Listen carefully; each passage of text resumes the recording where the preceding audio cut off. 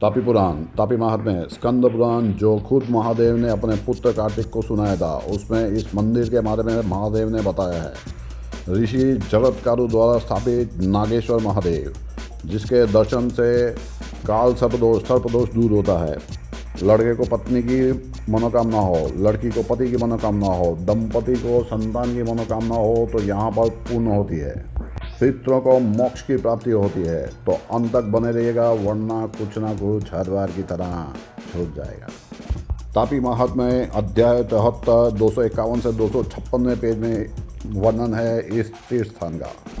सूरत शहर से 24 किलोमीटर दूर, लगभग 1 घंटा लगेगा आपको पहुँचने में। मोरा गांव की यात्रा होती है और वहीं पर है ये नागेश्वर महादेव। तो चलिए इतिहास की तरफ बढ़ता हूँ।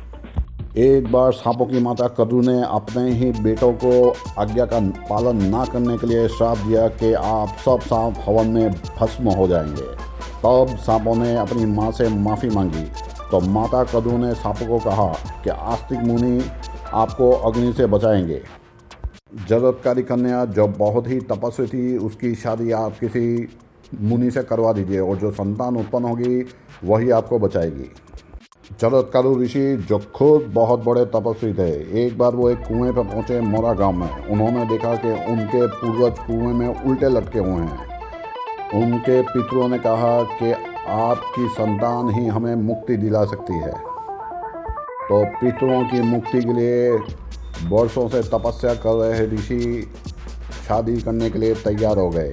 और एक आजकल के बच्चे हैं जो माता पिता का पिंडदान तक नहीं करते। साल में एक बार पितृतर्पण करना हो तो उन्हें नानी याद आ जाती है। तभी सभी सांप जगतकारु ऋषि के पास पहुँचे और उन्होंने सुझाव दिया कि आप जगतकारी कन्या से शादी कर लीजिए। और ऋषि अपने पितरों के उद्धार के लिए तैयार हो गए और यह शिवलिंग उन्हीं का स्थापित किया हुआ है, नागेश्वर महादेव। यहीं पर उन्होंने अपना पिंडदान किया और अपने पितरों को प्रेत योनि से मुक्त करवाया। तो अगर यहाँ पर आकर कोई भी पिंडदान करता है तो उनके पितरों को भी मुक्ति मिलती है। जगतकारु ऋषि और जगतकारी की जो संतान उत्पन्न हुई आस्ति मुनि, उन्होंने ही फिर उन सांपों की रक्षा की थी। इसीलिए यहाँ पर दर्शन करने से काल सर्पदोष और सर्पदोष दूर होता है। और महादेव का नाम भी नागेश्वर महादेव है।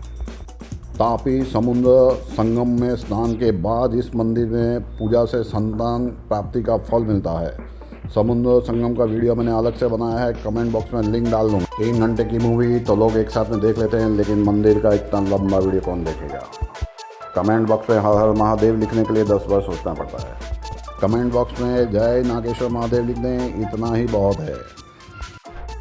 तो पहले तापी और समुद्र के संगम में स्नान करें, फिर मोरा गांव के नागेश्वर महादेव के दर्शन करें और फिर मोरा गांव के कुएं में नहाकर वहां पर पिंडदान करें तो पितृ मुक्त हो जाते हैं।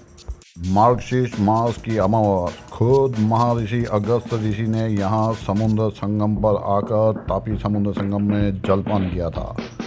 जो खुद एक बार समुद्र में छुपे हुए राक्षसों को बाहर निकालने के लिए पूरा समुद्र पी गए थे, वो अगस्त ऋषि भी यहाँ पर आए थे। खुद समुद्र ने यहाँ तापी माता की स्तुति की थी।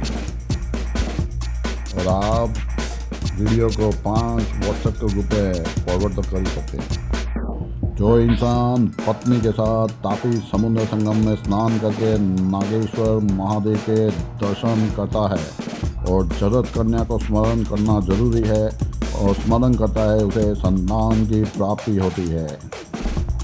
व्यक्ति अगर पत्नी के साथ यहाँ 7 अनाजों से भरा हुआ नारियल, 7 फल और 8 सौभाग्यों की चीज़ें और गोदान करता है तो वो ज़रूर मोक्ष को प्राप्त करता है। ऐसा खुद महादेव ने पुत्र कार्तिकेय को तापीगण, तापी पुराण, तापी महात्म्य में कहा है।